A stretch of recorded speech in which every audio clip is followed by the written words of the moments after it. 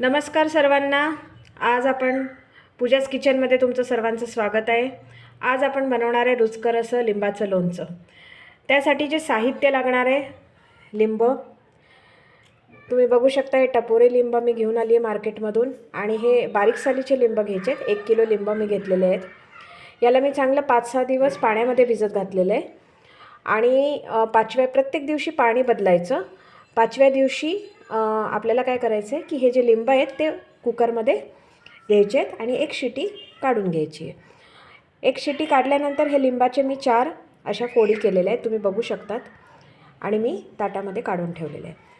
आता याच्यामध्येच आपल्याला मसाले टाकायचे आहेत, गूळ टाकायचं आहे आणि मीठ टाकायचं आहे. तर तुम्ही बघू शकतात मी इकडे केपरीचा मसाला घेतलेला आहे. हा केपरीचा जो मसाला आहे तो 100 ग्राम मसाला आहे आणि 1 किलो लिंब आहेत हे. तर ह्याच्यामध्ये हा मसाला आपण आधी टाकलेला आहे.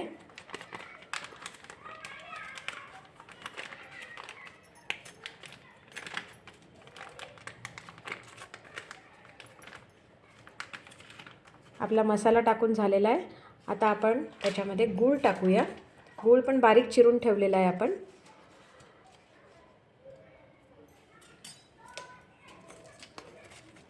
हे बघा,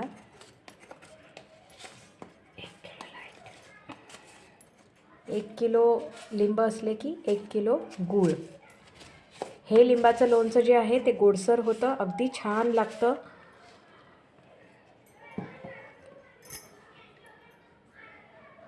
आणि आता गूळ टाकून झालेला आहे. आता मीठ टाकायचं आहे, चवीनुसार मीठ.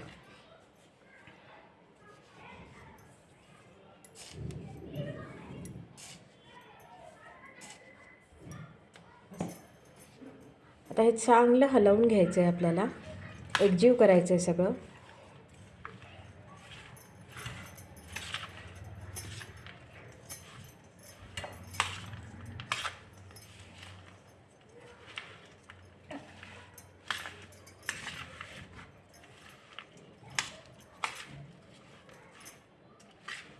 मस्त असा वास सुटलेला आहे लिंबाचा.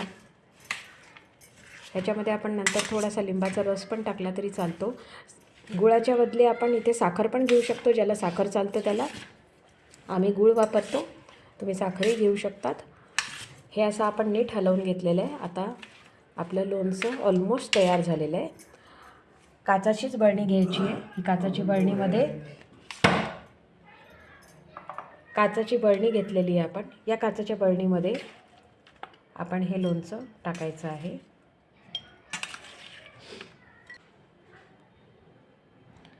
हे आपण आता एक लहान जी काचेची बरणी आहे त्याच्यामध्ये आपण भरून ठेवलेलं आहे, तुम्ही बघू शकता. झाकण लावू आपण त्याला आणि ही जी बरणी आहे ती आपण उन्हात ठेवूया.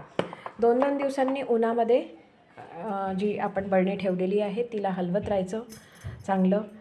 आणि आपण बघू शकाल की 8 दिवसानंतर आपलं लोणचं तयार झालेलं असेल.